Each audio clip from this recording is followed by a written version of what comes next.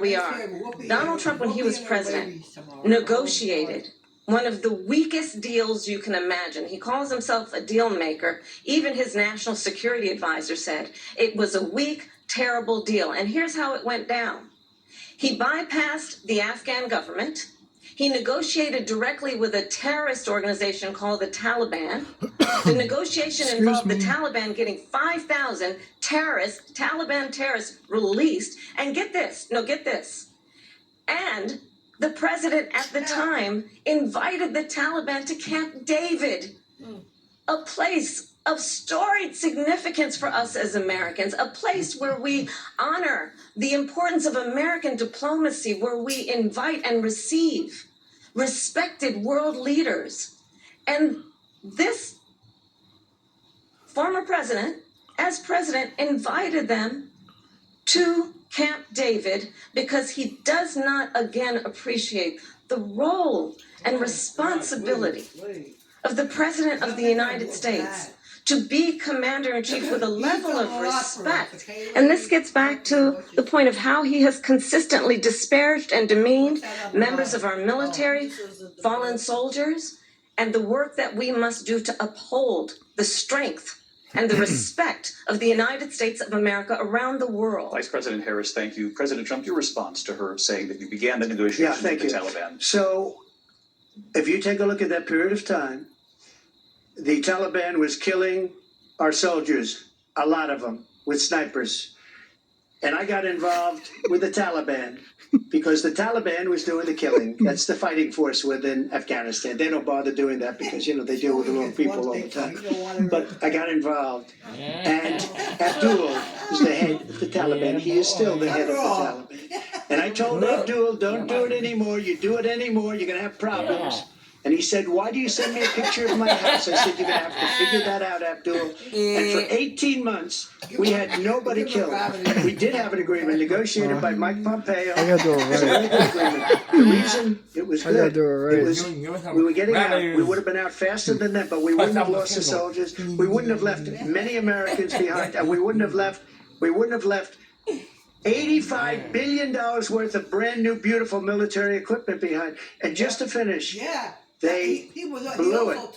The agreement said you have to do this, and they didn't do it. The agreement was terminated by us because they didn't do what they were supposed to do. I want to move on. And these people did the worst withdrawal, and in my opinion, the most embarrassing moment in the history of our country. And by the way, that's why Russia attacked Ukraine, because they saw how incompetent she and her boss are. President Trump, thank you. I want to move on now to race and politics in this country. Mr. President, you recently said of Vice President Harris, quote, I didn't know she was black until a number of years ago when she happened to turn black, and now she wants to be known as black. Excuse me. I want to ask a bigger picture question here tonight. Why do you believe it's appropriate to weigh in on the racial identity of your opponent? I don't, and I don't care. I don't care what she is. I don't care. You make a big deal out of something. I couldn't care less. Whatever she wants to be is okay with me. But those were your words, so I'm asking. I don't know. I mean, all I can say is I read where she was not black, that she put out, and I'll say that. And then I read that she was black, and that's okay. Either one was okay with me. That's up to her. That's up to her. Vice President Harris, your thoughts on this? I think honestly, I think it's a tragedy that we have someone who wants to be president who has consistently, over the course of his career, it's how they are. attempted to use race to divide the American people. I do believe that the vast majority of us know that we have so much more in common than separates us, and we don't want this kind of approach that is just constantly trying to divide us, and especially by race. And let's remember how Donald Trump started. He was land, he owned land, he owned buildings, and he was investigated because he refused to rent property to black families. Let's remember, this is the same individual who took out a full-page ad in the New York Times calling for the execution of 5 young Black and Latino boys who were innocent, the Central Park 5, took out a full-page ad calling for their execution. This is the same individual who spread birther lies about the first black president of the United States. And I think the American Excuse people me. I was coughing. want better Excuse than me. that. Want better than this. Want someone who understands, as I do, I travel our country. We see in each other a friend. We see in each other a neighbor. We don't want a leader who is constantly trying to have Americans point their fingers at each other. I meet with people all the time who tell me, can we please just have discourse about how we're going to invest in the aspirations and the ambitions and the dreams of the American people? Knowing that regardless of people's color or the language their grandmother speaks, we all have the same dreams and aspirations and want a president who invests in those, not in hate and division. Vice President Harris, thank you. Lindsay? President Trump, this is now your third time. This is the most divisive presidency in the history of our country. There's never been anything like it. They're destroying our country, and they come up with things like what she just said. Going back many, many years, when a lot of people, including Mayor Bloomberg, agreed with me on the Central Park Five, they admitted, they said, they pled guilty. And I said, well, if they pled guilty, they badly hurt a person, killed a person ultimately. And if they pled guilty, then they pled, we're not guilty. But this is a person that has to stretch back years, 40, 50 years ago, because there's nothing now. I built one of the greatest economies in the history of the world, and I'm going to build it again. It's going to be bigger, better, and stronger. But they're destroying our economy. They have no idea what a good economy is. Their oil policies, every single policy. And remember this, she is Biden. You know, she's trying to get away from Biden. I don't know the gentleman, she says. She is Biden. The worst inflation we've ever had, a horrible economy because inflation has made it so bad, and she can't get away with that. Thank you. Time's up. I Lindsay? want to respond to that, though. I want to just respond briefly. Clearly, I am not Joe Biden, and I am certainly not Donald Trump. And what I do offer is a new generation of leadership for our country. One who believes in what is possible, one who brings a sense of optimism about what we can do instead of always disparaging the American people. I believe in what we can do to strengthen our small businesses, which is why I have a plan. Let's talk about our plans and let's compare the plans. I have a plan to give startup businesses $50,000 tax deduction, to pursue their ambitions, their innovation, their ideas, their hard work. I have a plan, $6,000 for young families for the first year of your child's life, to help you in that most critical stage of your child's development. I have a plan that is about allowing people to be able to pursue what has been fleeting in terms of the American dream by offering a help with down payment of $25,000 down payment assistance for first-time home buyers. That's the kind of conversation, I believe, David, that people really want tonight, as opposed to a conversation that is constantly about belittling and name-calling. Let's turn the page Vice President and move Harris, forward. thank you. Let's turn to policy. President Let's Trump, turn we to have policy. to move on. President Trump. Let's turn to policy, please. To defund the police. She has a plan to confiscate everybody's gun. President Trump, She we has do a have to plan move to on to not other allow issues. fracking in Pennsylvania or anywhere else. Okay. Thank you, That's what her President. plan is until just recently. I just need Lindsay, to go ahead. respond President because Trump, the President former Trump. president has No, said I'm something sorry. twice that I need to No, respond to. I'm sorry. I We're just gonna need to move on, respond Vice one President time Harris. to what he has President said Trump, this multiple is times. now your Yes. third time running for president. You have long vowed to repeal and replace the Affordable Care Act, also known as Obamacare. You have failed to accomplish that. You now say you're going to keep Obamacare, quote, unless we can do something much better. Last month, you said, quote, we're working on it. So tonight, 9 years after you first started running, do you have a plan, and can you tell us what it is? Obamacare was lousy health care, always was. It's not very good today. And what I said, that if we come up with something, and we are working on things, we're going to do it and we're going to replace it. But remember this, I inherited Obamacare because Democrats wouldn't change it. They wouldn't vote for it. They were unanimous. They wouldn't vote to change it. If they would have done that, we would have had a much better plan than Obamacare. But the Democrats came up, they wouldn't vote for it. I had a choice to make when I was president. Do I save it and make it as good as it can be, never going to be great, or do I let it rot? And I felt I had an obligation, even though politically it would have been good to just let it rot and let it go away. I decided, and I told my people, the top people, and they're very good people. I have a lot of good people in that administration. We read about the bad ones. We had some real bad ones too, and so do they. They have really bad ones. The difference is they don't get rid of them. But let me just explain. I had a choice to make. Do I save it and make it as good as it can be, or do I let it rot? And I saved it. I did the right thing. But it's still never going to be great, and it's too expensive for people. And what we will do is we're looking at different plans. If we can come up with a plan that's going to cost our people, our population, less money and be better health care than Obamacare, then I would absolutely do it. But until then, I'd run it as good as it can be run. So just a yes or no, you still do not have a plan? I have concepts of a plan. I'm not president right now.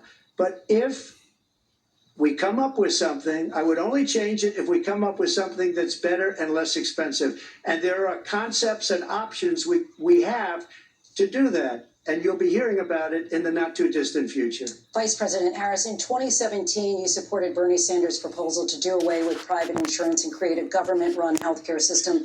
2 years later, you proposed a plan that included a private insurance option. What is your plan today? Well, first of all, I absolutely support, and over the last 4 years as vice president, private healthcare options. But what we need to do is maintain and grow the Affordable Care Act. But I'll get to that, Lindsay. I just need to respond to a previous point that the former president has made. I've made very clear my position on fracking. And then this business about taking everyone's guns away. Tim Walz and I are both gun owners. We're not taking anybody's guns away. So stop with the continuous lying about this stuff. As it relates to the Affordable Care Act, understand, just look at the history to know where people stand. When Donald Trump was president, 60 times he tried to get rid of the Affordable Care Act. 60 times. I was a senator at the time when I will never forget the early morning hours when it was up for a vote in the United States Senate. And the late, great John McCain, who you have disparaged as being, you don't like him, you said, at the time because he got caught. He was an American hero. The late, great John McCain, I will never forget that night, walked onto the Senate floor and said, no, you don't. No, you don't. No, you don't get rid of the Affordable Care Act. You have no plan. And what the Affordable Care Act has done is eliminate the ability of insurance companies to deny people with pre-existing conditions. I don't have to tell the people watching tonight, you remember what that was like?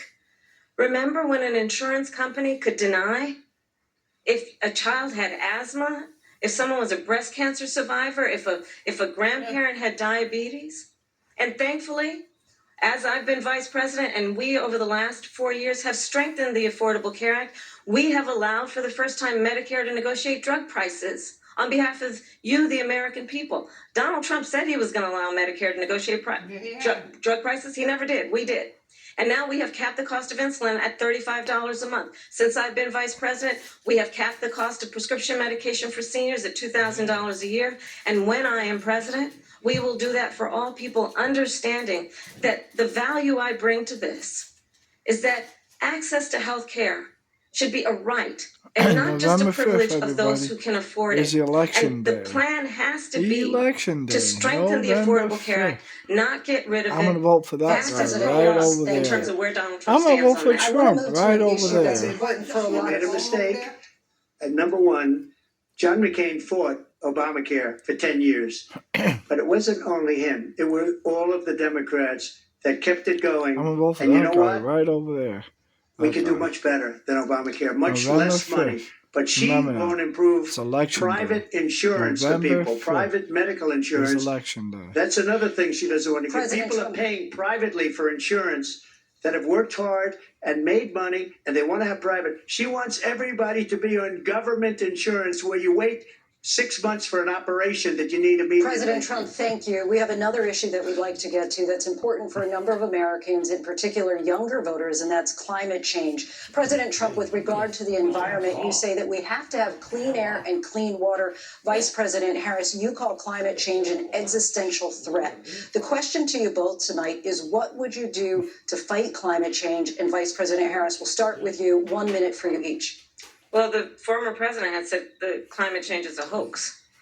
And what we know is that it is very real. You ask anyone who lives in a state who has experienced these extreme weather occurrences, who now is either being denied home insurance or it's being jacked up. You ask anybody who has been the victim of what that means in terms of losing their home, having nowhere to go. We know that we can actually deal with this issue. The young people of America care deeply about this issue. And I am proud that as vice president over the last 4 years, we have invested $1 trillion in a clean energy economy, while we have also increased domestic gas production to historic levels. We have created over 800,000 new manufacturing jobs while I have been vice president.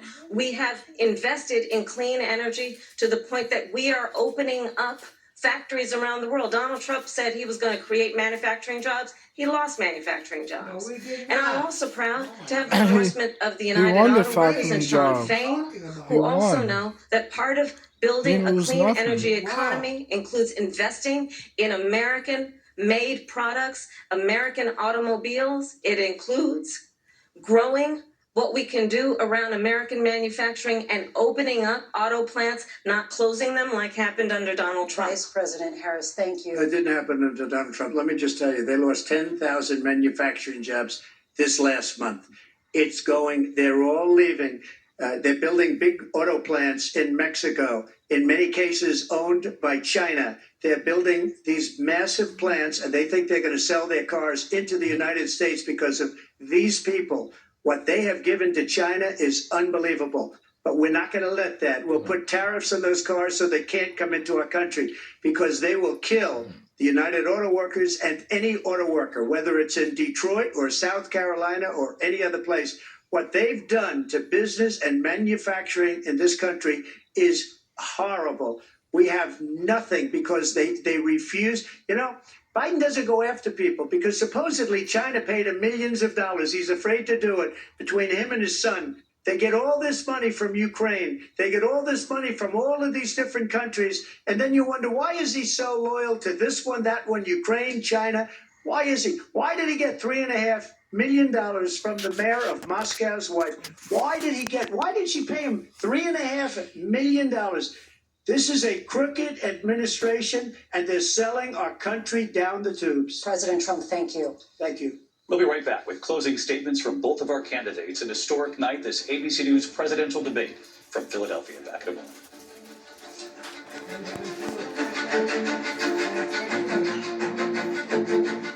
The ABC News presidential debate will continue after this.